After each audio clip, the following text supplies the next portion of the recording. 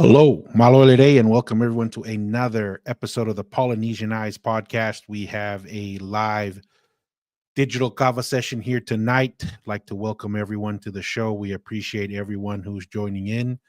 We're looking forward to having another show for everyone this evening.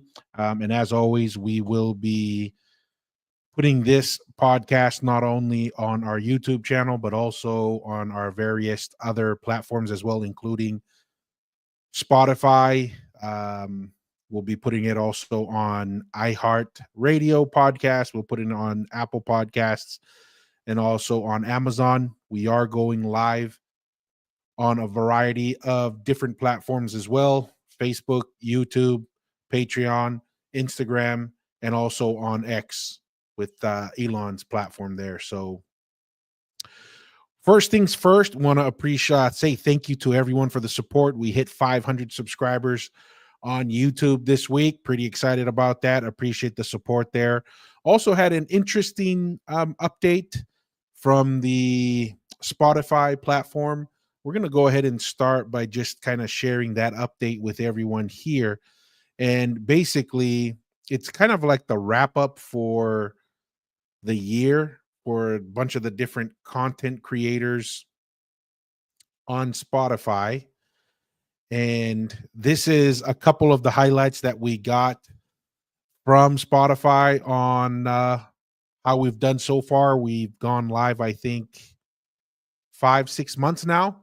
So just going to play this real quick and just kind of share with everyone the updates here. So apparently for Spotify, we are a top 15% video podcast on Spotify.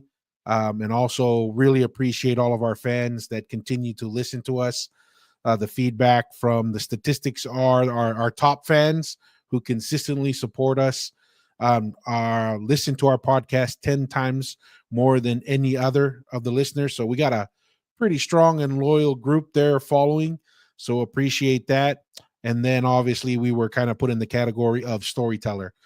A lot of the work that we do and a lot of the shows that we have here really related to Polynesian history, Polynesian perspective on where we stand on many of the current news stories and categories that are going on around the world and in the Pacific.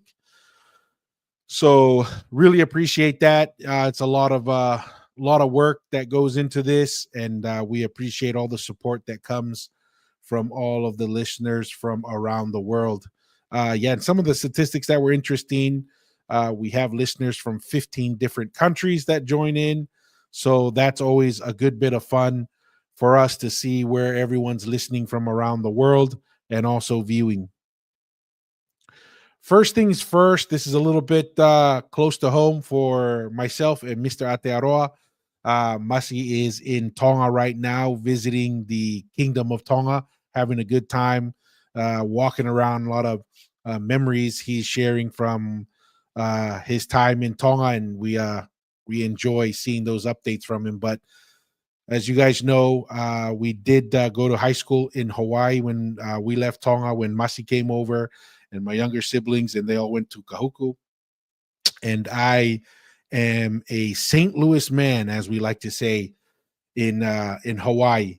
But we had the state championship this past weekend, and it was a showdown between St. Louis High School and Kahuku, which is a pretty strong rivalry in Hawaii. And I wanted to bring that up and just kind of watch some highlights just because it was a great game. A lot of people don't really realize how competitive Hawaii high school football is. You know, I've lived in California. I'm living now in Texas. And, these are, a lot of people also mention Florida, and a lot of those areas mention high school football, how competitive it is. And a lot of people don't realize how competitive in the talent level that is found in Hawaii.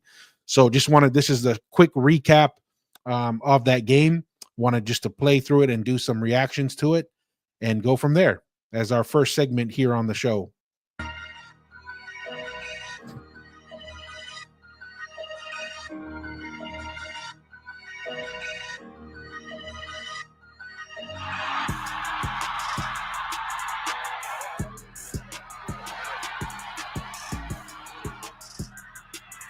that was one thing that was interesting about the game. St. Louis ran the ball a lot more than I anticipated. Not sure if that caught Kahuku off guard because Kahuku tip traditionally is a heavy run. It looks like they brought in a new quarterback halfway through the season, and in the last few years have gone a lot more pass dependent. But St. Louis, we came out deciding to run the ball, and it really paid off.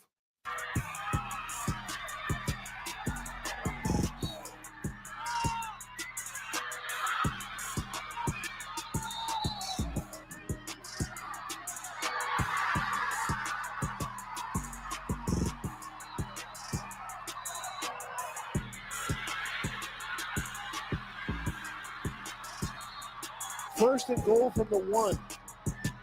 Here goes Lackinen. Tripped up at the 3-yard line. Lackinen into the end zone. Touchdown, Crusaders. Yeah, Titan Lackinen had an awesome game. I think he had 100 yards in the first half, ended up with a total of 150, obviously scores this touchdown. Started out as a slot receiver, then kind of moved back into that tailback position. His father was the D-line coach when I was at St. Louis, so kind of cool to see this. One thing I did want to mention from watching the game, when I was in high school in Hawaii, we played at Aloha Stadium, and they're playing now at the UHS Stadium on campus in Manoa. And I think it's a better environment just because it's a smaller location. The fans are closer. It's more intimate. You get a better experience, in my opinion, at that venue, even though the Aloha Stadium has that, large stadium kind of idea behind it. But in regards to the overall environment, especially with Kahuku, who travels well, they fill up those seats. St. Louis came in well as well. You can see on their side was filled in. But this was to me just kind of observing that this seemed to be a better environment overall. Hey, T-Style, malo. Yeah. Hey, thanks to you. Next stop, a milli. Oh, yeah, that would be awesome. But we're just grateful people want to listen. Another interesting thing along that T-Style, we average around 18 to 20,000 views every 28 days. It's just kind of crazy. That's awesome. And then on TikTok, we are extremely busy on TikTok. I think that's probably the platform that we get a lot of views, a lot of responses. And so that's pretty cool. But good to see you, T-Style. Malo.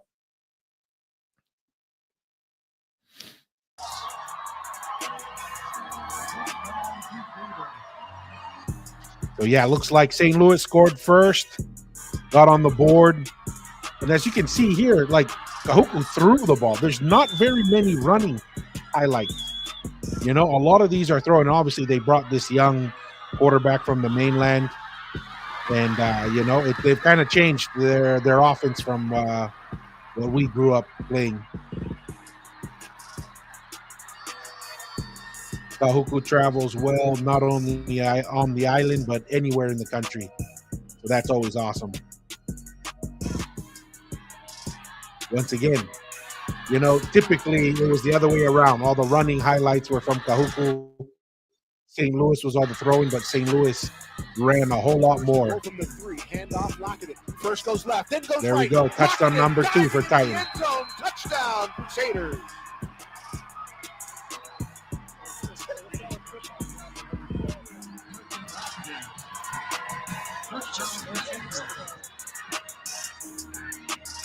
Once again, all throwing highlights for Kahuku. Great interception there. What I really enjoyed about this, I mean, this is the St. Louis side. When I was at St. Louis, it was expected you win the state championship every year. That was like the norm. And because that was the standard, it didn't seem to be as much excitement and involvement from St. Louis fans because I think we got a little comfortable with winning state championships. But it's awesome to see. And maybe, like I mentioned earlier, maybe it's just better because of a smaller environment. But it just seems that there's much more engagement from the St. Louis supporters. And once again, it could be the environment, but I thought that was cool to watch and see.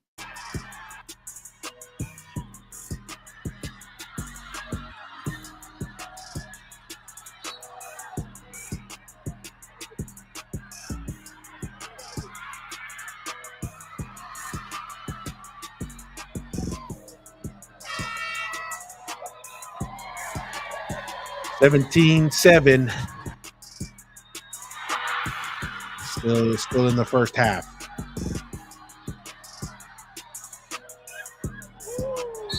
Hey, Polynesian Prince, Malo Toko, thank you for stopping by. Appreciate the support, man.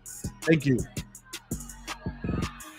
Once again, the running highlights were with St. Louis, which is kind of crazy.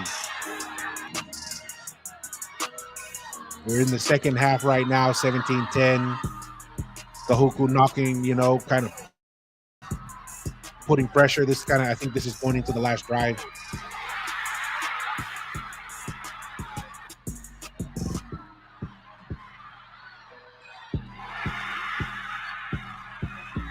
This came down to the wire. It was a great game.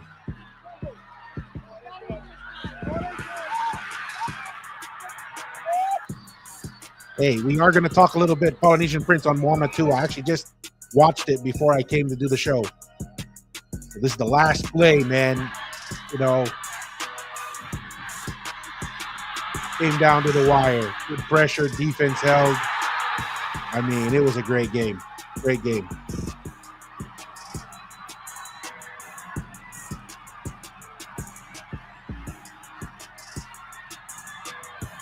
St. Louis, nobody was really talking about St. Louis. They were all talking about Kahuku, Mililani, and Campbell. No one was really mentioning ILH or, traditional powerhouse St. Louis having an impact. But we came in big, and thanks to Kahuku for making it a great game. Came down to the wire.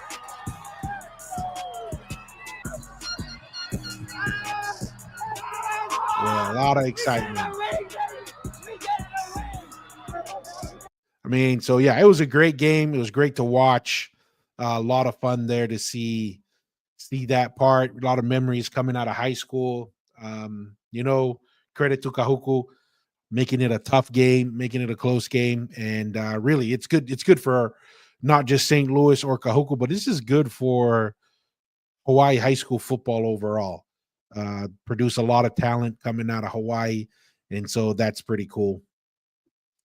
So that's the first segment there. Had to bring that up just because that was exciting news for a lot of our viewers, and for me and Masi. All my siblings are Red Raiders for life, and me, the lonely St. Louis man. So that was kind of fun. The next segment is, I don't know if I think everybody is maybe familiar with iShowSpeed. He's a live streamer, very, very influential live streamer.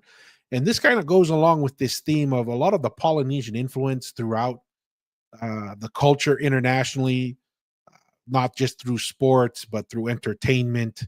And it's kind of cool to see every aspect of the culture kind of being, I'm going to say it, it's just kind of being infiltrated by Polynesian influence. And iShowSpeed is a great example of that. His followings are in the millions, and him showing up to New Zealand. And I also saw there's talk about he was thinking about going to Fiji. So really, this is just one out of a tsunami of Polynesian influence in the culture around the world. So there's a couple videos here. I wanted to walk through it, just kind of show that, and just kind of walk through some of the cool things. Obviously, he spent a lot of time in New Zealand with the Warriors, just because they're a really cool brand right now. That's kind of the cool brand in New Zealand, is the New Zealand Warriors. So here's the first one. Looks like he's playing a little touch. Here, come on. And actually, iShowSpeed's actually pretty quick, actually. Naturally talented. As he shows here, just kind of moves. There's a try right there and touch. So Come on, bro. So that's kind of cool. He's playing rugby here. It's great for rugby. It's great for New Zealand. Great for Polynesian culture, and the parts of the culture that we're interested in, and really showcases some of our people and what we do there. Here's another interesting video here.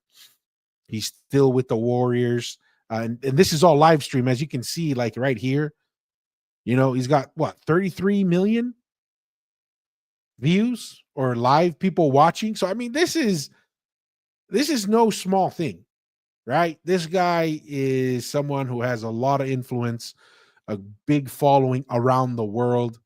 So still kind of cool to watch him come to the pub to Polynesia and kind of expose his viewers to some of the things that we as Polynesians find interesting and bring to the table in regards to culture. I mean, he's relatively athletic. I don't know if that was an actual player. Better, I don't know if he's an actual player right there, but I mean, he can move. And he's going to get Zelenziak here to come out, which is, a New Zealand Warrior star. But, there we go. DWZ. What I'm doing? I got to talk. As soon as you throw it, go to it. All right. And he's going to do his signature move. Boom. This is my favorite part right here. They're not just making fun of him. They're having fun together, right? They're jumping with him and just kind of laughing together. No. And to me, that's what made this kind of cool, because that really showcases some of our, perspective on the culture and how we behave. Is we're kind of having fun, but we're not at his expense, right? So T-Style here says, he raced the fastest race for 10,000. Oz beat him too. Yeah, I mean, this guy is he's kind of a cool personality in the pulp culture, but he's also genuinely fast, right? And has some natural ability there. So yeah, he ain't no chump off the streets either. So kind of cool there.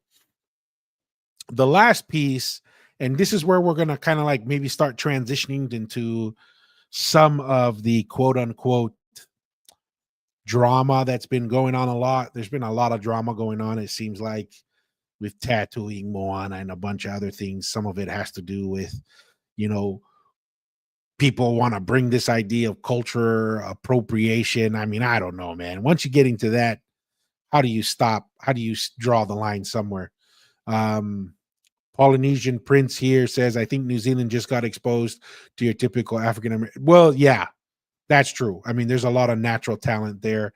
And I don't know if IShowSpeed played any sports, ran track or anything, but yeah, he's got some real speed there. And I don't know if you guys saw, but there's this Australian 16-year-old who ran like a 10.1 in Australia. And my favorite part is his name. His name is Gout. So let me see if I can find that video, because I think that's absolutely hilarious. Especially because that name, he ran a sprinter. And so I just think his name's freaking hilarious. Gout. Let me see here. Oh, this video may be a little bit longer than I anticipated. But let me see if I can bring this up here. But interesting name. Gout. Let's show this one right here. So they're talking about speed and so forth.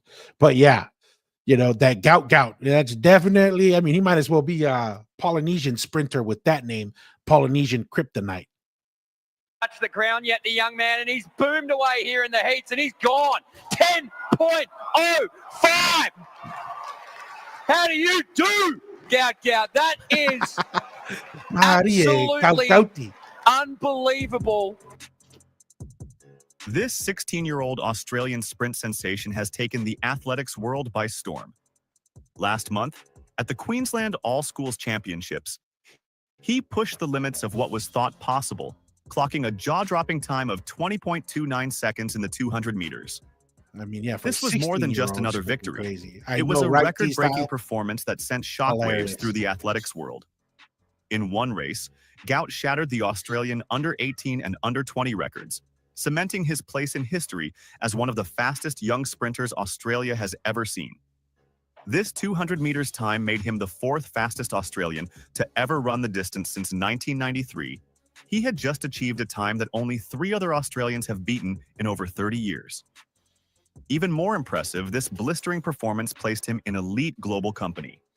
In the all-time youth rankings, he now sits as the 4th fastest under 18 200-meter sprinter in the world, and he's now the equal 28th fastest under 20 sprinter in history. These rankings reflect not just his talent, but his potential to become one of the greatest sprinters Australia and the world I was going to say, not just Australia, the world. In that single race, Gout didn't just smash the Queensland Open 200-meter record. He obliterated it. He recorded the 7th fastest in the world for 2024. And this is just a teenager we're talking about. But today, I want to focus on his incredible performance at the 2024 Chemist Warehouse Australian All-Schools Championships, where he clocked an astonishing wind-dated 10.04 seconds in the 100 meters. That's the 4th fastest 100 meters ever run by an Australian in any conditions. And he's only 16. Long strides. The current Australian record is held by Patrick Johnson, who ran 9.93 seconds back in 2003. But Gout's time is a signal to everyone watching. He's closing in on those numbers, and fast. In the final, where conditions were legal, Gout posted a time of 10.17 seconds, breaking the Australian under-18 record previously set at 10.27. It marked Gout as one of the fastest under-18 sprinters in history, placing him among an elite group of athletes worldwide. To put this in perspective, only a handful of sprinters have ever run faster than Gout at his age. And it's not just the 100 meters where Gout shines.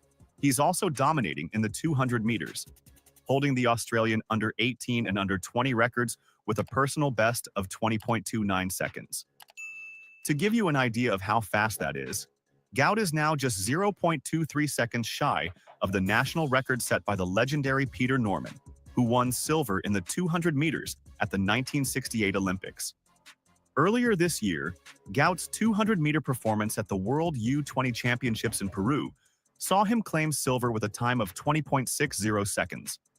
Not only was that a new personal best, but it was faster than the time Usain Bolt ran at the same age when he set his own records in 2002. I'm glad they brought that comparison. So he's ahead of Usain Bolt at that age. With many in the athletics world already hailing him as one of the most exciting talents Australia has ever seen. Gout's recent performances aren't just proof of his speed, they're proof of his consistency, dominance, and the frightening potential he holds. When you think about the future of sprinting, it's hard not to imagine Gout at the top. Gout. He's already shown that he has what it takes to not just compete, but to dominate on the world stage. The incredible 10.04 second run is just the latest chapter in the rise of a young star who is only getting started. As he continues to break records and set new personal bests, the question isn't if he'll reach the world stage, it's when. Yeah. And if his current trajectory is anything to go by, we could be witnessing the rise of not just Australia's next sprinting star, but one of the world's next great athletes. However, Gout's path to sustained success will require more than just raw talent. Breaking the sub-10 second barrier in the 100 meters is a key milestone that few Australians have achieved. Gout is already on the brink of that accomplishment, but maintaining his momentum as he transitions into senior-level competitions will be crucial. What's your opinion on Gout's future in the world of sprinting? Will he keep up this incredible pace and continue shattering records? Let me know your opinion. I mean, it's very promising, right? Has a lot of potential. This kid does. Pretty much T-Style here saying, I guess we can say Gout destroyed all the standing records, 100%. This guy's, if he stays training, stays healthy, keeps pushing himself, man, this is basically the next Usain Bolt that we're talking about. Oh, dang. Is that confirmed there, Polynesian Prince? USC is about to give him that type of talent, man. That's what's going to happen, right? They're gonna give him some NIL money, bring him over to the States. The guy will be a millionaire before he even finishes college. So that's a real possibility. Just wondering, Polynesian Prince, if that's confirmed or you're just kind of projecting that. But yeah, I think that's a fair. Whether it's USC or someone's going to offer this guy a couple $1 million to come run for them in college. But yeah, thought that was interesting. Yeah, okay, just assuming. I think that's a fair assumption, man. It's going to happen. This NIL money is going to be pulling talent from all over the world once, show that kind of promise. Yeah, let's come back to IShowSpeed here real quick, because he has one more thing that I wanted to share.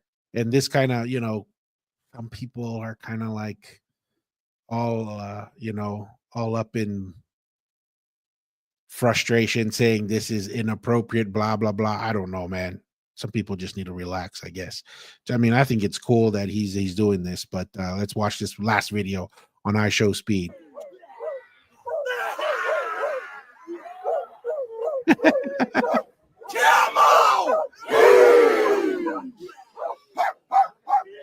Hey, we got the dog doing the haka. Oh,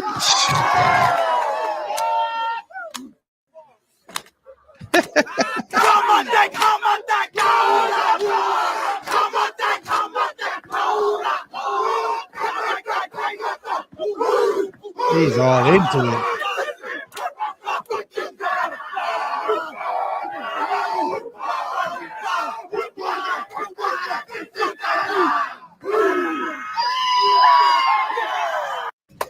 I mean, some people are kind of all, it's the haka. It's like, dude, this is cool, in my opinion, right? I mean, everybody that watches rugby, they get exposure to the haka. Everybody, that's familiar with certain things. This kid is bringing a whole new set of eyeballs that, for one reason or another, would never know anything about Polynesian culture, don't know anything about the haka, don't know anything about rugby, don't know anything. And this guy is bringing that type of exposure. To me, it's got to be a plus, man. There's always going to be pros and cons, but I think it's overall positive to see IShowSpeed go to New Zealand. It's great for the Warriors, great for New Zealand. It's great for Polynesian culture, great for rugby overall. I think it's a positive thing. A lot of people are talking about, it's disrespectful and this and that for the culture. I mean, yeah, there's always risk of that, but I think the pros definitely outweighed the cons. T-Style says it's all love. You could see how pumped he was. Yeah, and that's the thing. The guy doesn't have any malicious intent. You can see all kinds of videos of him enjoying meat pies. I mean, I think it's a positive thing, as T-Style there is mentioning. So we're going to slowly work into Moana too, and some of the discussions that are going around there. Here's another interesting, actually, when the St. Louis game was going on, and this, I guess, is also just a preview for a lot of the viewers. A lot of people have been asking when Tevita Fale is going to do another episode. While the St. Louis and Kahuku game was going on the other week, Tevita Fale and I were shooting an episode, and that'll be coming up here. I was hoping to get it up this Wednesday, but with my travel, I've been in Chicago all week this week for work. Haven't been able to do the editing for that, but that's hopefully over the weekend. And we did that episode, and the Kahuku game was going on, and we were able to catch the last couple minutes of it. But we spent a lot of time in that episode discussing various items that tie Tonga and Polynesia to Waihi, or the Americas. And so here was another interesting video that I had found that kind of talked a little bit about that connection and relationship, and wanted to just bring that up and kind of react to that, because it'll slowly build into this discussion on Moana 2 and some of the drama that's been going with that, and also just the overall narrative in Moana, that we'll kind of give some feedback on. But let's watch this real quick. Of the firm view that Kumara came from South America. They'll say, we've grown this since the beginning. You go to the people that have had it the longest and talk to them. The incredible thing is that I'm 10,000 kilometers away from home, from Aotearoa, and here I am eating kumara. It's been cooked exactly the same way in an umu, in an earth oven. Tastes exactly the same as it does in Aotearoa. And they have the same word for it.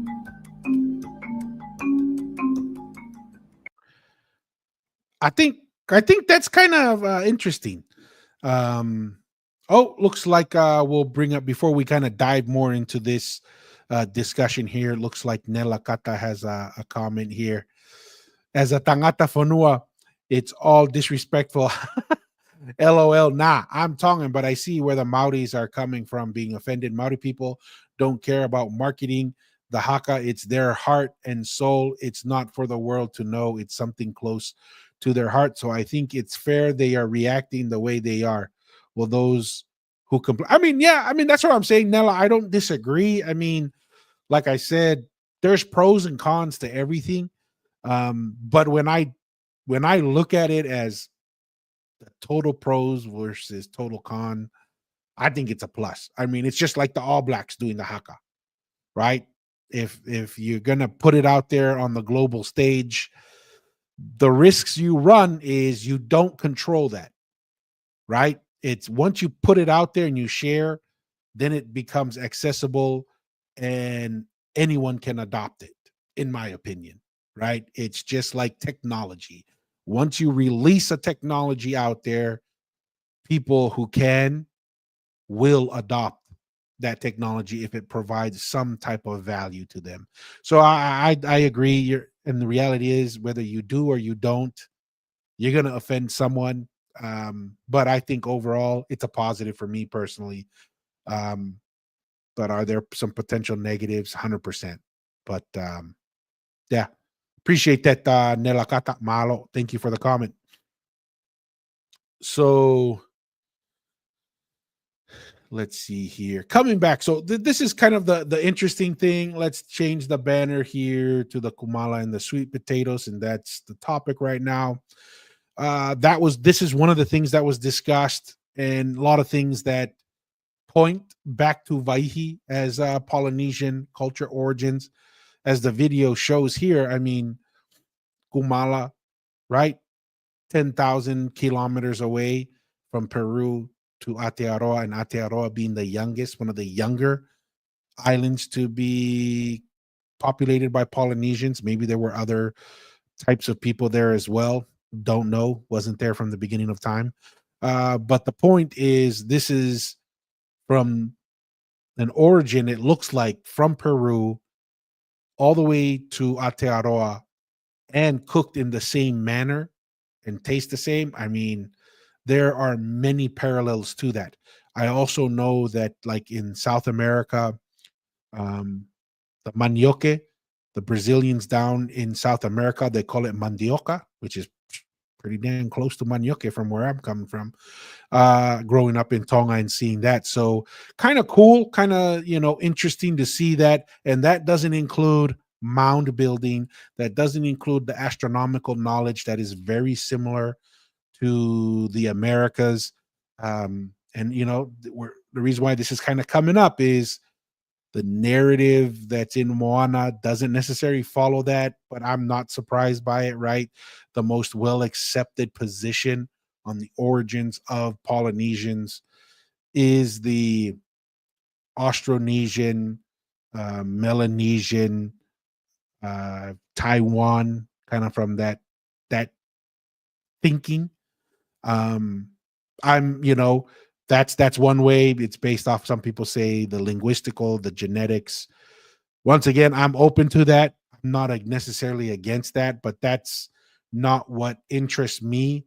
Ideas and tradition and ways of behavior is what's more important to me personally. Great example is America or New Zealand, any modern nation. You can have genetic material from all over the world. You can have linguistical evidence from different languages that are incorporated into the modern nation. But the ideas that form the nation, that unites a nation, where do those ideas come from? Where do they originate from? And that's where I kind of put more emphasis on, right? In Polynesian culture, what was the religious perspective on those concepts of God and how you run a government, the kingly structure, right? Kava, where does that come from? Where does the astronomical knowledge, where is how the social and familial structures are put together? All of those things, Those are the things that, to me, when we say civilization, that's what really drives it. That's the core origin or the core pieces that bring significant value and determine how people are able to, maintain government and common religion and social and political relationships over millions of square miles, which is the Polynesian Empire. That, to me, is what's more valuable. Obviously there's genetic, obviously there's linguistical relationships, from what science has brought to the table to Southeast Asia, to Taiwan, to Melanesia. But it really circles back to this question. We shouldn't be surprised if we really believe that our ancestors roamed the northern and the southern hemisphere and potentially navigated around the entire earth. Then of course we would find pottery from different parts of the world. Then of course we would have words from throughout the world that would be found in our languages. And then of course we would have genetic material from different areas. So yeah, that's just kind of my perspective on that. And we'll slowly work our way through and close out our show with discussions on Moana 2, which I literally just finished watching about an hour ago. And it's funny how it just works out that way. Wasn't planning to have the show talk about Moana 2, but it worked out, and that's the direction we're heading. One other thing that kind of popped up in my social media feed is this. So when I first saw this, I had no idea what this was, right? Just kind of looked cool. I was like, maybe this is, I don't know, maybe is this from Hawaii or something? Like, what's this? Wasn't very familiar with what this item was, but was kind of cool to kind of find out. And this is what's cool about learning and growing, exploring. This is a Tongan whalebone armor. So this is a chest piece. Looks like you could hang it around. Looks like there's openings right here and there, and you hang it and it goes over your chest. And what was the purpose for this? So whalebone chest ornament. So yeah, you could say like ornaments, like decorative. Yes, that is one. But when you read into what this has, it says, well, let's go through it. So when was it made? Around the 1700s in Tonga. It's a whalebone chest ornament. Classification, it's a necklace because you can tie it, hang it around your neck. Dimensions, 180 millimeters width, 161 millimeters depth. And it was purchased in 2010. And what is it? As a result of warfare in Fiji, Tongan warriors fashioned whalebone chest ornaments as a form of armor to repel Fijian weapons. They were also used as a symbol of status. From the late 18th century up to the 19th century, Fijian chiefs adopted a similar object of prestige made from ivory and pearl shell called Thiva Vovono and Thiva Tabua. This is an extremely rare Tongan example, fashioned from one piece of ivory. So thought this was kind of cool, right? And really what came to mind for me was obviously 1700s, 1800s, with the warfare that was going on. This was developed during the decline. Obviously, the Tongan Empire is in severe decline.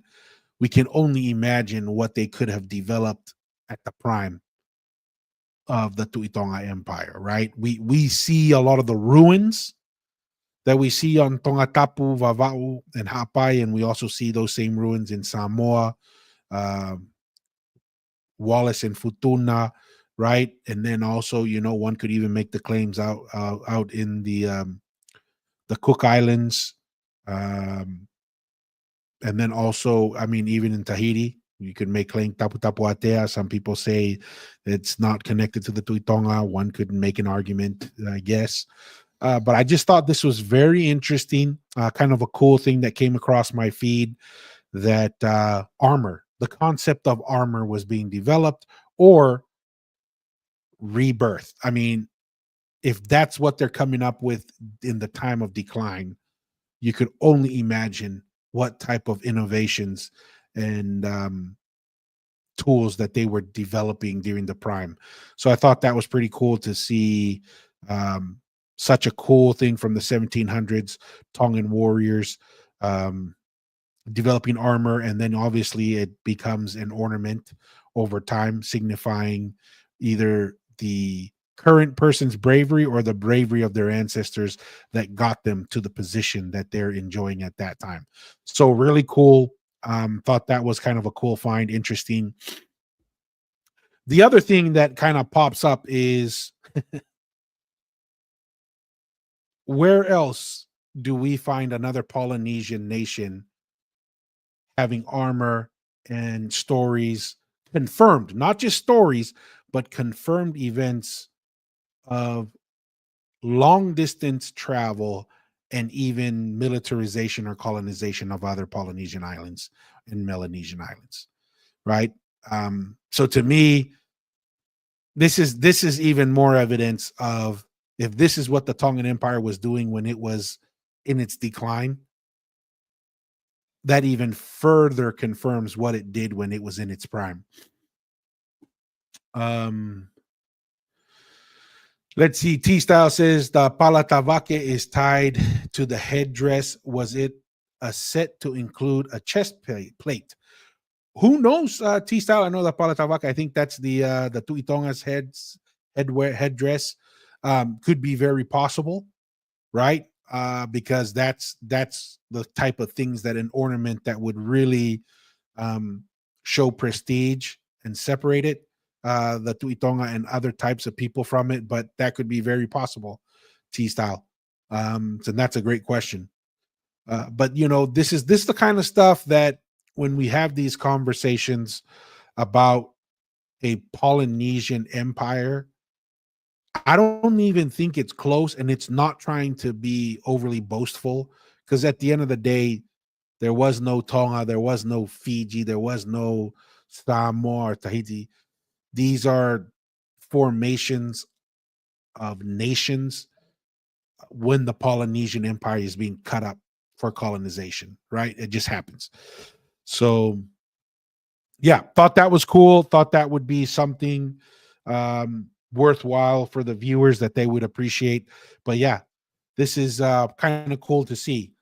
The next piece I wanted to bring up and have just a quick conversation about is this right here. Let me bring this up. And this are some pictures from, this is the current king of Tonga, Tupou VI. And it says, His Majesty King Tupou VI presides as the guest of honor, who is also the first chancellor of the Tonga National University, witnessing the historical ever first graduation of the Tonga National University. So the reason why I bring this up, because I do think this is an interesting concept to be brought up in regards to how the Polynesian nation was able to maintain a portion of its nation independent, right? Kind of referencing the Kingdom of Tonga. Typically, you know, when I was kind of growing up, oh yeah, great, Tonga has a university, great, you know, blah blah blah, good thing. But it did in some of the discussions I've had in the last couple of weeks and throughout our podcast. There's one common theme that is really important that I've kind of, and especially in the political area that we in now in the US and throughout the world, that influence or control over institutions in your society are critical to maintaining the culture and the independence or the survival of a culture and civilization.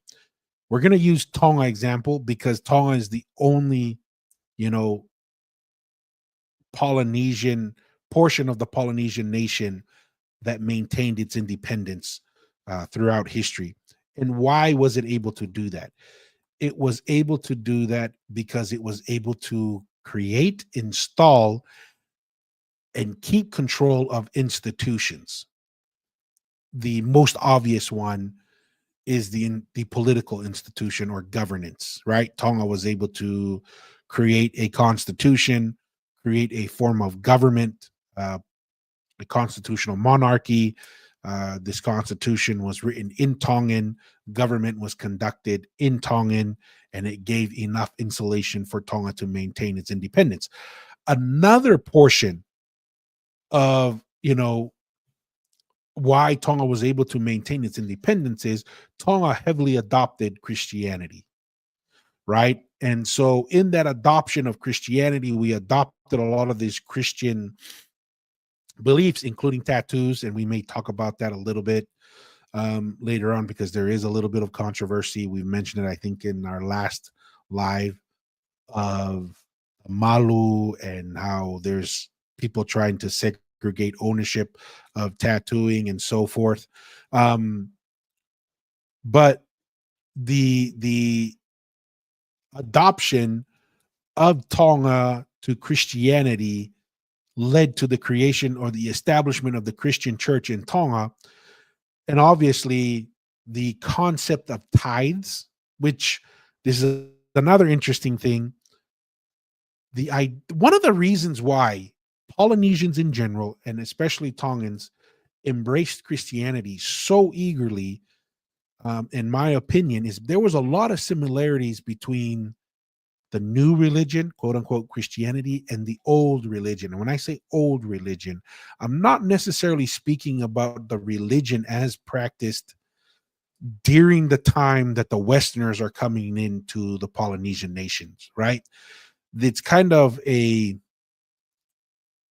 deformed version of the old religion that was being practiced in Polynesia at the time.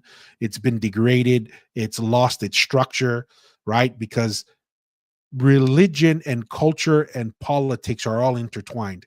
And as one of those things, education, as one of those things morphs, it has an impact on, let's say, education, right? If education gets totally morphed and significantly changed its perspective, it'll have an impact on political structure, it'll have an impact on religious structure, and it has an impact on the social / familial structure. We see that today in modern politics and religion and education. The same thing happens in ancient Polynesia.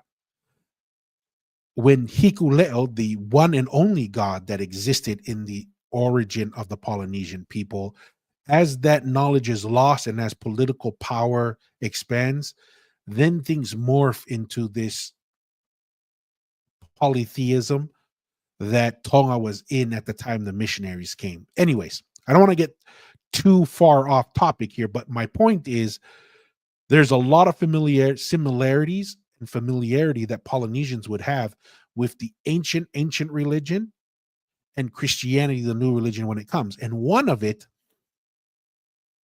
is the concept of tithes or paying tithing. Obviously, in the ancient Polynesian Empire, there was the Inasi and the Polo Polo that were paid to the Tu'itonga, in a sense, as a tithe. And why the Tu'itonga? Because the Tu'itonga was recognized as a representative of Hikuleo, the god Hikuleo, and therefore was owed tithes, right? The original concept of Polo Polo and Inasi was a tithe to the Tu'itonga because of his representation of Hikuleo. So in a sense, it was a tithe to Hikuleo, but given to Hikuleo's representative on the earth being the Tu'itonga. Now, when Christianity comes in, we don't do the Inasi and the Polo Polo anymore, but we author tithes in the form of Western money or the concept of money. So, reason why I bring up this long rounded about discussion is this: Tonga adopts the Western religion It recognizes that tithes is a natural thing to do. It makes sense. It fits from a traditional perspective of the old religion and of the way politics was run. That is the thing that we're kind of referencing here. So when the tithes are given and those tithes are then sent overseas, the Tongan structure says, well, that doesn't make any sense. Why are we paying tithes to God? And if God is all of our God, why is it being sent overseas?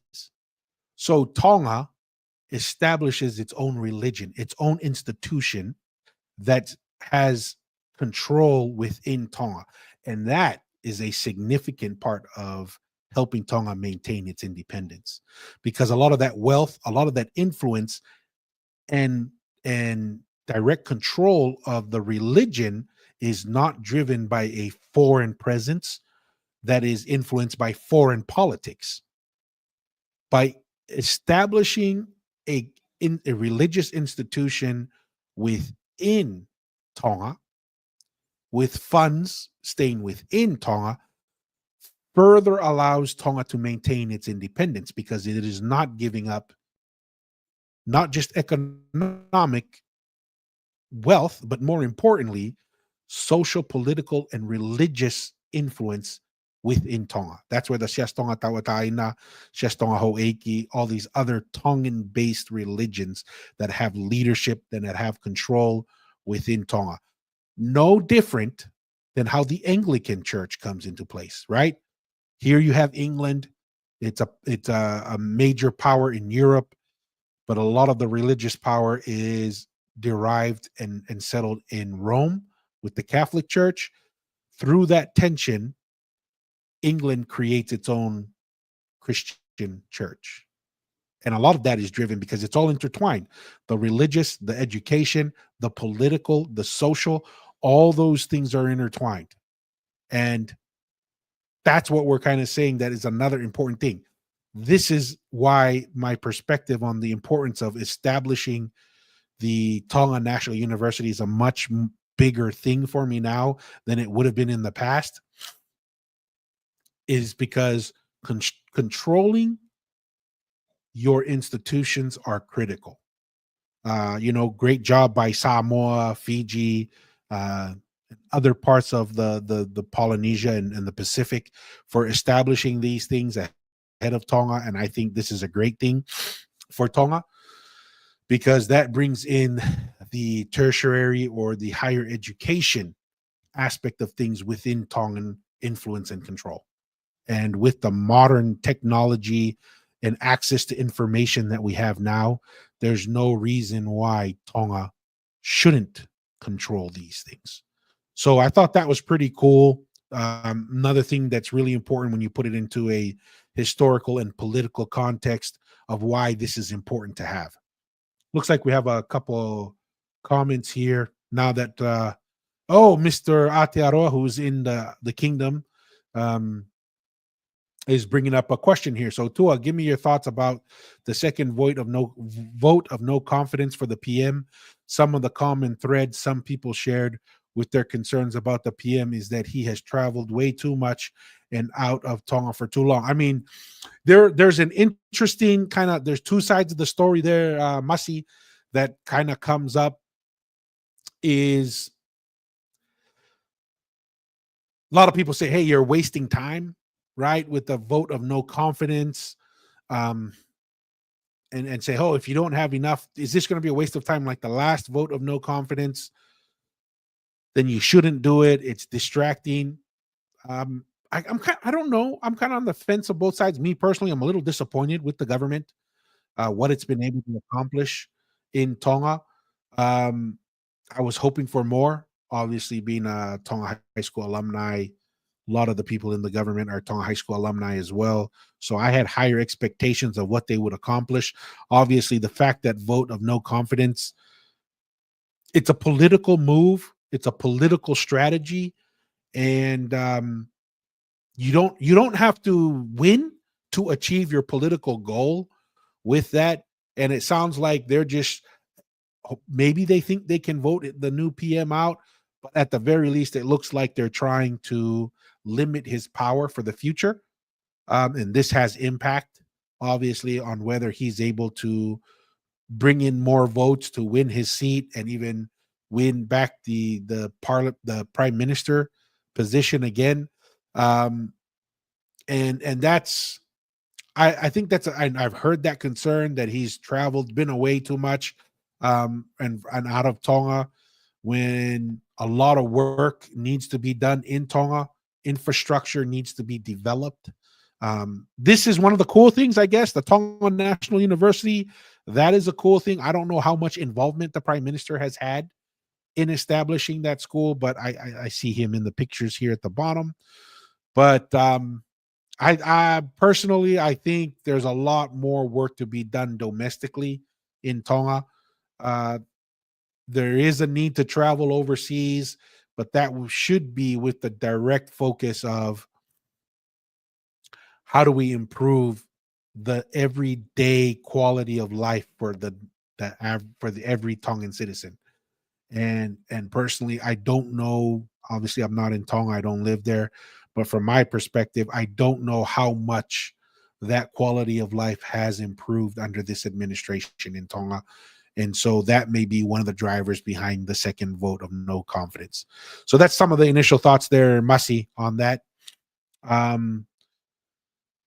T-Style says Taufuri Fonua was Hikule'o's father. That's something that's interesting. I know some people were called Hikuleo, Tongan style, T-Style. My comments are primarily behind the oral history that says Tangaloa, Maui, and the Taulas were led by Hikuleo, or what I like to say is the founding fathers of Polynesian and Tongan civilization, was led by Hikuleo. That's why he has that name. We make the claim that Hikuleo is the same as Jehovah, the voice that spoke from the cloud, the same voice that led Israel to their promised land, the same voice and led, if you're LDS, that led Lehi and the Jaredites to their promised land. We believe, or I believe, Hikuleo has that name of Hikuleo because he was the voice that guided Maui, right? And Tangaloa, who eventually changed the Tangaloa title to Tu'itonga, and Aho'eitu became the heir of that new structured and formulated leadership, just like the last Tu'itonga bestowed the leadership and the Taumafakava for the Tu'ikanukupolu or Tupou the First and his family to now lead forward. There was a change in leadership, but the Hikuleo that I'm referring to, T-Style, is the Hikuleo who in oral history was the god of Pulotu. And I know there's other interpretations that, Maui, Tangaloa were brothers to Hikuleo, who was a girl, who was a woman. I don't prescribe to that. I prescribe more to who led the original founding fathers of Tangaloa, Maui, and the Taula to Tonga, that established the Tongan civilization, which when I say that, I'm referring to the religious mode of structure, the political structure, the social structure, the navigational knowledge, and the economic system that established the Polynesian Empire, that led to a lot of the things that we find now in Polynesia. So kind of those are some of the comments there. I appreciate the comments from the viewers. With that being said, we're gonna go to, and then we're gonna have two more segments here. Looks like I didn't have a banner for this one, so I'm gonna go at it here, and it is Micronesians with Tongan DNA. I'm just gonna add that real quick. And this is kind of interesting. I did not know that this was actually something that was common But apparently, let's see if I can find this video. I saved it. Let's bring this up here. This is from TikTok. And this was a gentleman, I've seen a handful. He kind of shares his journey. He did his ancestral DNA. He's Micronesian from Palau. But he says a few interesting things on what he sees of others in Palau and what they find in their DNA. So I just kind of let's listen through it, and we'll kind of do some reactions. So, my fellow Pacific Islanders, I have a question. And Heavenly Father, please guide me in this video. The ancient kingdom of Tonga extended to Fiji, Samoa, Tokelau, I think Tuvalu maybe, I think Rotuma, many Pacific islands. So they had a vast empire, and anciently it was known that they were feared and respected throughout the Pacific. Now I have a question about Micronesia. On Ancestry DNA, it says that Tongan DNA is common in its readings throughout Micronesia. Every Palauan I know, including myself, has Tongan blood registered on our Ancestry DNA test. I was once mistaken. That's kind of one of the interesting things I wanted to kind of talk on is his saying that according to Ancestry DNA,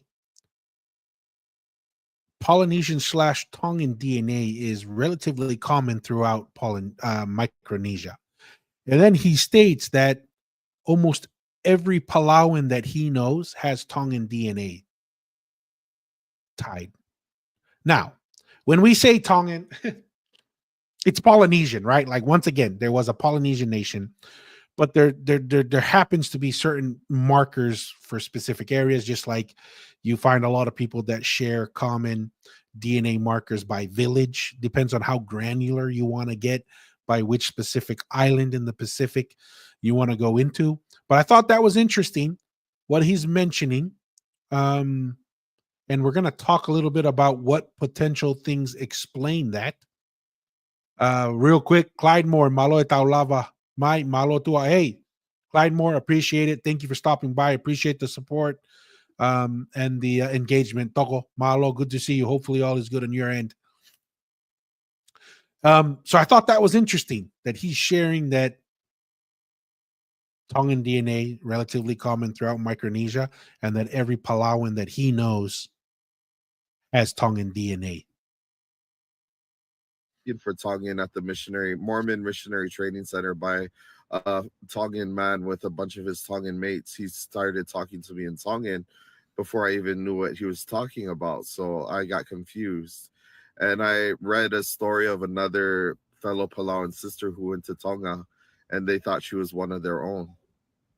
So I have a question on your thoughts about the ancient kingdom of Tonga and its conquering of the Pacific. Did it reach throughout Micronesia too? It must have. It's evident in our DNA and sometimes our appearance. Granted, we're a mix, so Micronesians don't always look Tongan. Sometimes we look like a mix of other types of Pacific Islander, but many of us do pull Tongan traits or Polynesian traits. So I'm just curious on what your thoughts are on Tonga conquering the Pacific. Were we a part of that ancient empire and we just forgotten? Or were we on special trade route outside of the empire? I don't know. Let me know your thoughts. This is most especially for my fellow Tongans. Since this is your history, I would really like to know.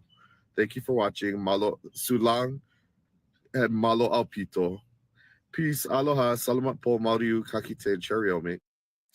Very interesting. So for this brother right here, I think one of the interesting things that comes up is why is there Tongan DNA? There's many ways to explain it. Like he mentioned, was it a trade route? But one would assume that this is part of. Let's see if we can find this on Tevita Fale's website at thfale.com. And if you guys ever want to, check that out, Tevita Fale has a website there with many, many articles in there. There is, whatever reason it's pulling up here, there is a article that he has on a ancient practice called Tokatufa. And I'm trying to see if I can find it here. Let's share this tab. And so this is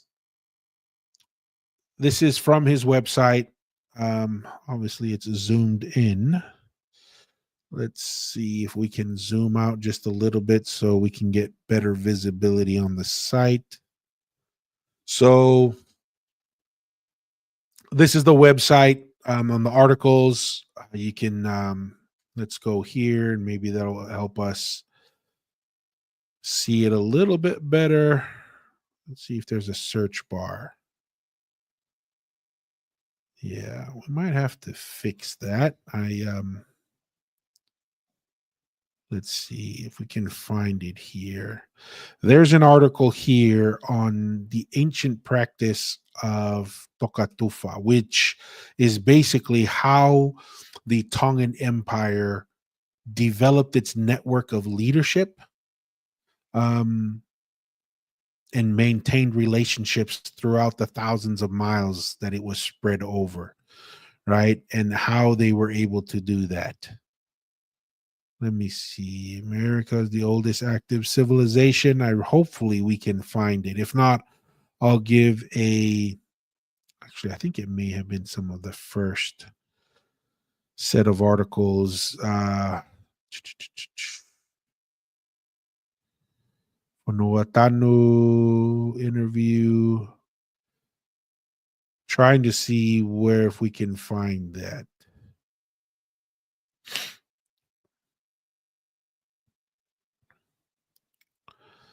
Sorry, guys. Let's see. I'm going to give it one more shot here.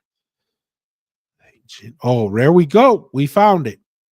So let's zoom out a little bit more.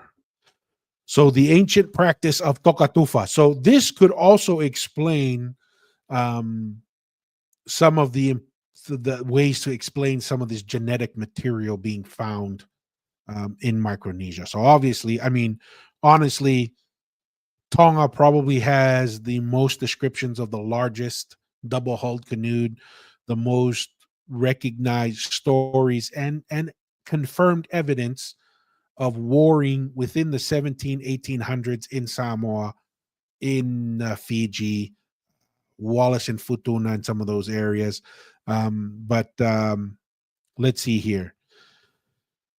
Specifically, I want to discuss further the meaning of the significance of Tokatufa, which was the foundation in which the Langi or the Tongan Empire was built, as bloodlines of Langi in Tonga were directly infused with the different island states throughout Polynesia through the practice of Tokatufa, where women throughout Polynesia would bear the children of Langi. We say Langi because Langi is the specific location on Tongatapu where Tangaloa lived and resided. And then the mother and child will return to their home islands, and the child will become the leader of the island. This strong blood connection was the driving force that allowed the Tongan Empire to endure so long. In other words, it was familial ties that held the empire together for hundreds of years. This is a practice that is not unique to Tonga alone, as kings throughout the history of man built alliances and dominance through strategic marriages and maintenance of bloodlines. Let's take a look at a few of the well-known cases of the practice of Tokatufa in Tonga by the Tangaloa and later by the Tuitonga. The property in Tonga called Tokatufa, which is directly tied to the ancient practice, is owned by, so this is Tevita Fale speaking, my first cousin Ta'anikula, whose family have owned this property for many generations. The Tu'imanua was from a Samoan mother and a father, Tangaloa, from Langi, or Tonga. Au'etu's mother was Tongan from Niuatoptapu and father Tangaloa from Langi around 450 AD. Tu'itonga Puipui, the 18th, Tu'itonga named his son Ka'ulufonua the first. This is during the time when the empire consisted of 20 island states. The name Ka'ulufonua is based off the Tongan numbering system that is based off of counts of 20. In 1250 AD, Tu'itonga Talakai Faiki III, also known as Lomi Aitupua, was the Tu'itonga when the Samoans revolted and freed themselves from the Tu'itonga's rule. His words led to the naming of the Samoan high chief Marietoa. Since 1250 AD, the Marietoa title is commonly regarded as one of the highest ranking chiefs in Samoa to this day. The latter part of the 1300s, the 38th Tu'itonga was Takalaua, was in power in the latter half of the 1300s. One of his wives' name was Vaelavea from one of the island states of the Tongan Empire. Vaelavea son became the 39th Tu'itonga Kaulufonua Fekai III. Kaulufonua Fekai III, after his father's death, reformed and rebuilt the Tongan Empire and made his younger brother, Mo'unga Motu'a, the first Tu'iha Takalaua in honor of their father, Tu'itonga Takalaua, to run the daily responsibilities of the empire. Another title for the younger brothers of the Tu'itonga was called Sinai, which was geared to take care of the Tu'itonga's daily affairs. Kaulufonua Fekai III sent 3 of the Falefa throughout the Tongan Empire to govern and oversee the government and replace them with 3 other members of the Falefa in Tonga. So here, list of islands under Kaulufonua. So this is under the Kaulufonua, the 20 islands that are kind of tied to that name, right? Tonga, Ha'amoa, Te Fisi, which is Samoa and Fiji, Niue, Futuna, Uvea, Ellis Islands, Tokelau, Lalotonga, Rarotonga, Lotuma, Vanuatu, Niumea, Niuvalu, which is Tuvalu, Tahiti, which is Tahiti, New Tuhuapa, Rapa Nui, Otuhiva, Marquesas, Tuamotu, Kiribati, the Kiribati, Lata, Vainikolo, Port of Solomon Islands, Palau, Marshall Islands, and Aotearoa. So, without getting too tied into that, but that would be the best response for this brother on his question. Yes, the Tongan Empire had a lot of influence, and through the ancient practice of Tokatufa, the governing families in Palau would have had Tongan relationships as family, ties back to Tonga as part of the Tongan Empire. Let's see here. Masi says, also just walking around Mua, everyone's selling Kumala Hawaii, Kumala Papua, and Talo Futuna. It's almost like the people from the Polynesian nation came, shared their crops to the Tu'itonga, and Tongans still eat those crops. I'm pretty sure Micronesia was included and not sure how deep. 100% kind of going along with this article here from Tevita Fale's website. And I'll put it here as a response to everyone in the chats. The link specifically to the Tokatufa article, but also just to have access to Tevita Fale's website, thfale.com.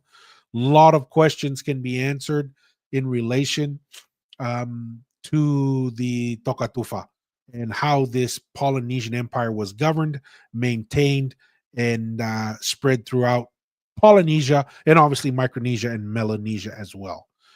So appreciate that. Now we've come to our favorite topic of the day, which, you know, was mentioned here at the very beginning by Prince, which is the Moana 2 controversy.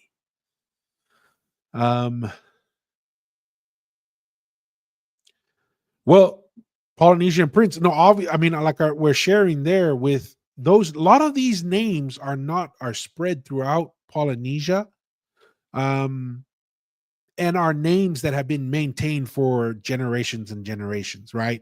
So as we kind of mentioned earlier here with the Vainikolo or Lata, you know, someone from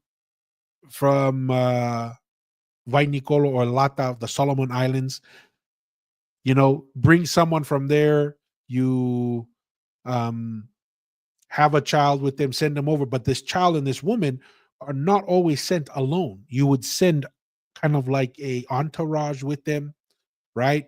And given a name, and that is the governing family that would manage the affairs in that area. So correct, man. Polynesian Prince says, Tuloa Toko, my last name is Vainicolo, so that caught me off guard.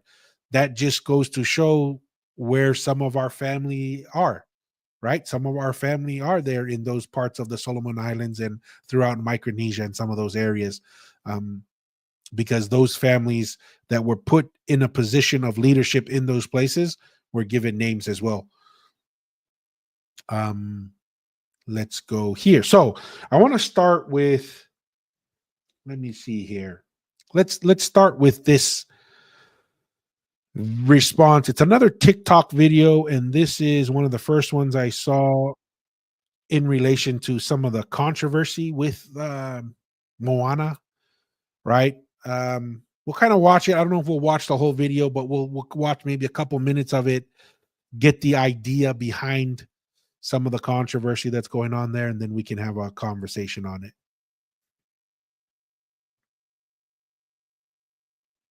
Okay.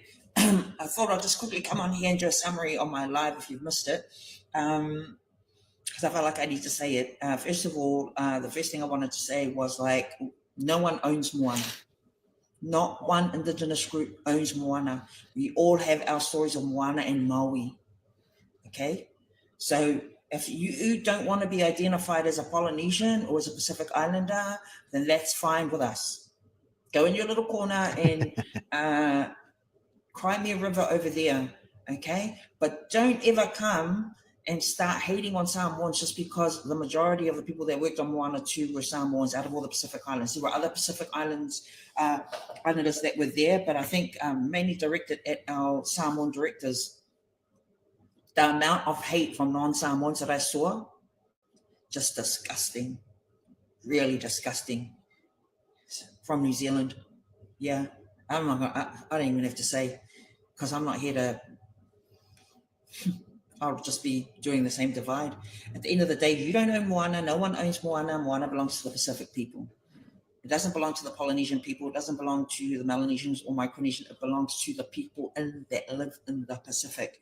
Why? Because we are all connected through the stories and through the waka, through the va'a, okay? So if you're really ignorant about Samoan history and you're asking the question, why Moana 2, why was there a cover ceremony, why just why are the Samoan directors? Because as Samoans. So real quick, I guess there's a lot of controversy going on. Maybe in New Zealand, out here in the US, I don't hear too much about it, but maybe a little bit heading that way into Aotearoa. There's a little more controversy about it. I don't know why you would kind of take that. It would make sense if a lot of the Samoans were involved in building out of Moana. It makes sense. They would put in what they're familiar with, what they understand. Not an issue for me personally. That's what they know. That's what they understand. That's what they would put in. So yeah, it's kind of a fair. If people are kind of making a fuss about it, then like I said, it doesn't matter who or what is done, someone's always going to be upset, right? Just like the haka. Just like where you say one person thinks the origin is from Southeast Asia, Taiwan, Melanesia, or whether you believe it's in Waihi, or whether you believe it just originated within the islands themselves with no foreign influence. Doesn't matter what you believe, someone's not going to like it. Right? Just like with Moana, just watch it. I thought it was a decent movie. You know, my kids are probably going to enjoy it. But as to why they think or people think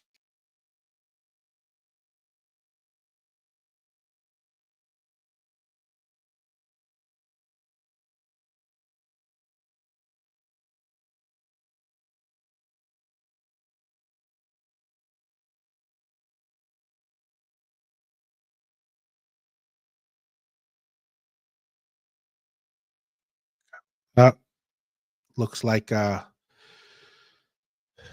we lost power there for a second. Let me try and fix this real quick. There we go. Hopefully the sound's working there. We had a little bit of a technical challenge there, but yeah, I mean, for me personally, not a big deal. Hey, T Styles, aloha as well. Inukiai. Looks like T Style wants a round, a cup for everybody, digital kava for everybody on that. Tevita Tonga says Samoans have been in the movie industry. Yeah, 100%. I mean, makes sense. I mean, to me, what it's just kind of like having I Show Speed go to New Zealand. It's awesome. Well, no, they're showing quote unquote New Zealand and Maori culture, but Maori culture is Polynesian culture, you know. And then to me, the pros outweigh the cons, and so 100% for me. I don't see why there should be too much of a fuss. I don't see too much of a fuss here in the U.S., but it seems like there's quite a bit of fuss out in still in the Pacific Ocean areas. Polynesian says all the Polys arguing over Moana 2. All the Tongans know our history, just sitting back, like that meme with the hand in the. Yeah, I mean that's the way I viewed it. You know, it was like, you know, my wife asked me what I thought of the movie on our way out, and I said, it's a good movie. I mean, I don't think it's necessarily accurate in the perspective of Polynesian origins, because, you know, she finds the Lapita pot, and that's the driver of, you know, Lapita theory and coming in from Melanesia and Southeast Asia. I don't prescribe to that thought, right? And belief, and, you know, saw the kava ceremony. Obviously, it's a Samoan one. But that to me, yeah, you know, small beans to argue about. I just thought the movie overall was pretty good. Interesting thought here from Polynesian Prince. Do you think Motufetu resemble Tonga? I mean, from my perspective, that's the only thing that would make sense. Obviously, with the perspective of Tonga as the center of the empire is what connected everyone. So in a sense, yes, figuratively, I know for sure that's not what the movie intended, right? But I think the concept and the idea correct. Just kind of like what Masi was mentioning earlier about, you know, in Tonga, you got all kinds of yams, many kinds of sweet potatoes, many kinds of taro, and, you know, talo futuna, talo tonga, like all these taros and stuff have different names to different places, because just like in Rome, they said all roads led to Rome in the Roman Empire. We take the position that all navigation and travels led to Tonga. Tonga Tapu, especially, because that's where the Tui Tonga was. So yeah, I mean, in a sense, I think that's a decent thought there. And that's the interesting thing there. Polynesian Prince, it was the Tongan Kumete too. Yeah, because the 4 legs, you know, the specific Ha'amoa Kumete has the 9 legs, right? Because their system of government is different. And actually, you know, it didn't have the fillet, you know, how the Maui kava bowl opens up and it fillets open, and it has the 4 legs because that's the same symbol that was carved, etched on top of the ha'amonga, which is the symbol that you find throughout the world. Some people even say that the malu is designed after that. The double V, because that's how you track the sun, the seasons, and the movement of the stars. So could be that. You know, Tevita Tonga says, yeah, maybe it resembled Ata, which we would still tie to Tonga. And that could be it, because Ata is pretty mountainous, because he mentions here no mountains on Tonga Tapu. But yeah, I think that's interesting. Polynesian Prince says, when Maui pulled it up and showed the current leading to Motufetu, it reminded me of everything. 100%. 100% Polynesian Prince. Everything leading back to Tonga. That would be our perspective, right? Someone's going to see this online and be like, oh, kind of like this lady is saying, oh, you guys, you know, about the Samoans, people kind of hating on the Samoans for doing Moana because they were heavily involved. Someone could see this and say, well, these guys are biased towards Tonga, and that's why we're making the comments we're saying. But hey, it's the point of having a podcast, have conversations. The point of having a kava discussion is to throw this stuff out, throw the ideas out, let each one fight, let each idea fight, and you know, do its jujitsu choke on other ideas and see which one wins. But yeah, just kind of interesting. We'll come back to the video here and see Give it maybe another minute or two, see what else she says is going on with the controversy out there. What we've been told in our culture, not your culture, in our history, that Samoa was the cradle of, I'm just talking about Polynesia, we were called the islands of the navigators. Now, if you don't like that, Yeah. And that's, you know, that's the thing. We challenged that idea here, right? And who called them the island of the navigator?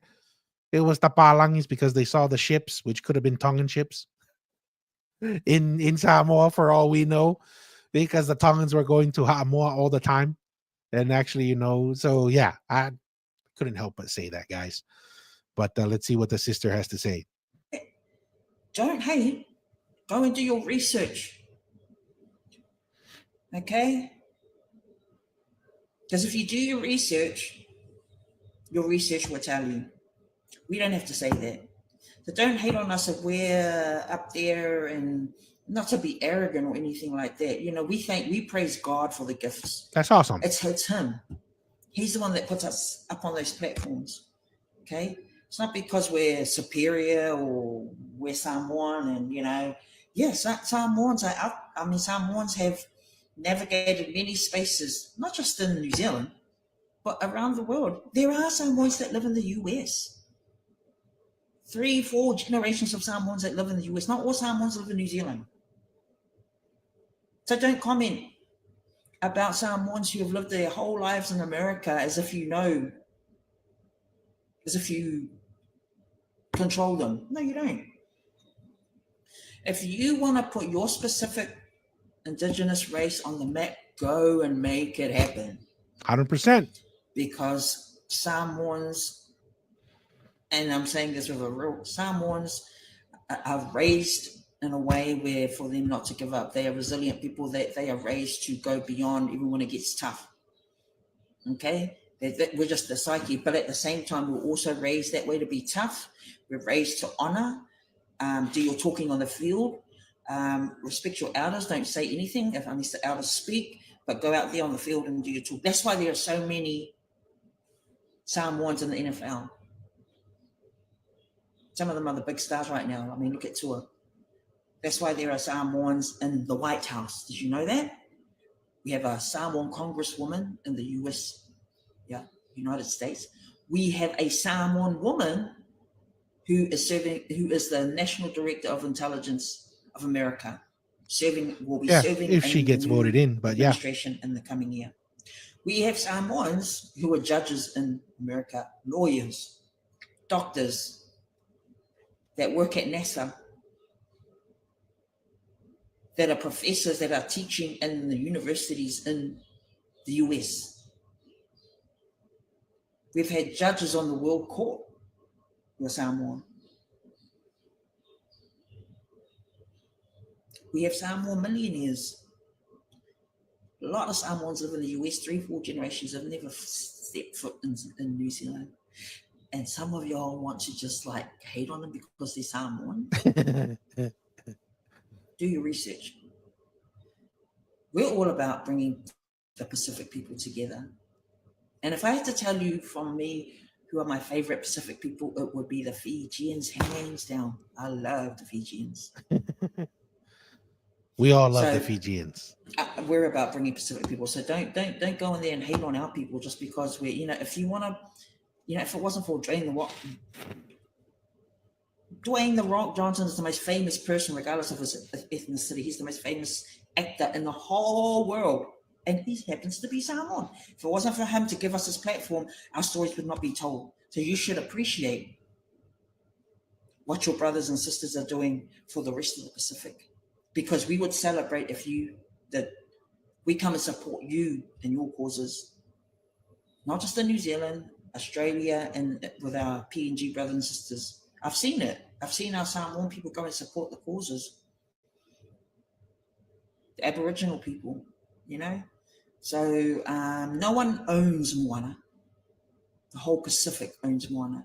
That's all I've got to say. So don't be ignorant, don't be an idiot, and don't be stupid, okay? So at the end of the day, for Samoans, we give glory to God. He is the God of the Bible. Tangaloa, our history, yes, that is our history. But that's the old history of Samoa. We still acknowledge it. We still remember where we come from, so we know how to move forward. But And for me, in my house, yeah, we serve this God, the God of the Bible. And that's why Samoa, we believe, is truly blessed, and the platforms that God has given them. It's not because we're anything, it's because of God. If we didn't have God, we wouldn't be. Amen to that. Don't hate on any other Pacific Island brother or sister, because it's not right. It just shows how weak you are. That's all I've got to say, okay? Go and watch the movie, go and support both versions, and enjoy it for what it is. Stop the hate, stop the division, okay? Stop being brainwashed. Bye. All right, Marty. Yeah, so I mean, I don't know what's the driver with her, or what she's observing that's kind of making her think that people are putting it down. Yeah, agree 100%. You know, Samoans right now are doing a great job representing many different areas. You know, like she's mentioning, in 4 generations, a lot of in the US, a lot of it's because the US controls American Samoa, and that gave a lot of those people opportunity, and that's a good thing, right? And now they are exposing people to Polynesian culture, just like, you know, I Show Speed exposing. He's not Polynesian or Samoan or whatever, but he's bringing exposure to our people and our culture, which leads to more opportunity for our culture and our people, which is a good thing. Just like she's sharing that the Samoans, you know, are doing really well right now, doing a lot of great things, and that's a good thing. I'm just, you know, what's kind of interesting to me, what comes to my mind is, I wonder who she's specific. What if is there a specific group that she's saying that she's seeing a lot more of that pushback and hatred towards? I think in general, I mean, some Samoans will pull down other Samoans, just like other Tongans, whatever. We're pretty good at that sometimes. But I mean, I would think in general, we should all be pretty supportive and celebrate all the things that the Samoans are doing for us that are good. But yeah, so that to me is a good thing. I mean, I don't know. Maybe I don't know if it's I don't know. The only thing that comes to mind, because she's mentioning New Zealand, I don't know if it's the Maoris, because I still don't understand why they call the rest of Polynesia Pacifica or Islanders, when last time I checked, New Zealand is part of Polynesia and is a Pacific island. So I don't know why Maoris say that, you know, and say coconut or whatever, but I don't know. Maybe that's what she's going to. But either way, for me, I watched the movie. I thought it was pretty good. Obviously, I challenged some of the ideas in there, like the concept or the origin through the pottery. Obviously, it's a hint towards that, and some of the positions that are taken in there. But overall, it's a positive. I enjoyed it. I thought it's a good movie. I think everyone should go watch it. I think your kids will like it, and I think overall it's a good thing. It's a positive. So, with that being said, Mo Malo, welcome. Except for the dance, yeah, I can't argue with that. In my opinion, I think the boy won. I think he was a little more entertaining, and Moana's portion of the dance battle, I think that was because she's quote unquote the leader. She got the votes for that. So, dude, solid 4 out of 10. That's pretty rough right there. I would have given it like maybe a 6, between a 6 to a 7, but a solid 4. That's not even a passing grade, Devita. A solid 4 out of 10. Yeah, can't argue. Everybody has a right to take their perspective. But once again, we'll close out the show. Really appreciate everybody's support. As I mentioned earlier, we got the feedback from Spotify. Had a great year on Spotify. Top 15% for video podcasts on Spotify. Our loyal fans, fantastic support. Appreciate it. We hit it's only 4 because it's my people. That's pretty funny. Tavi. But going with that, appreciate all the support. Broke 500 subscriptions here on YouTube, big plus. So, you know, we've been getting about 100 subscriptions every month. So that's a big deal for us. Makes a big difference on kind of mostly the motivation, just to kind of see, hey, I guess it is adding value to people. Appreciate all the support, comments, the shares, TikTok, all the engagement there. So really appreciate everything with that. Lotu Mafileo comment here. It's because when we fill out forms in New Zealand, we have options for ethnicity. Maori have their own, while Islanders have Polynesians. Hence why Maoris don't see themselves as from the Pacific. Okay, that makes sense. That yeah, I mean, see, there's always a reason for it. So I guess it's just referencing the forms that are spoken on the registration. Oh, I appreciate that. That's good to know, Lotu. So I guess here in the US, it'd be kind of being, you know, Latino, or there's another thing here that I didn't understand here in the US on the ethnicities between the Spanish speakers and not. But I appreciate it. Thank you, everyone. Appreciate the support. As always, we say stay curious. Don't be afraid to answer. Yeah, Native Hawaiian or Pacific Islander here in the US. Yes, that was it. Polynesian Prince, Malo. But Malo Mo, thank you to everyone. Have a great one. Stay safe. And until next time, peace.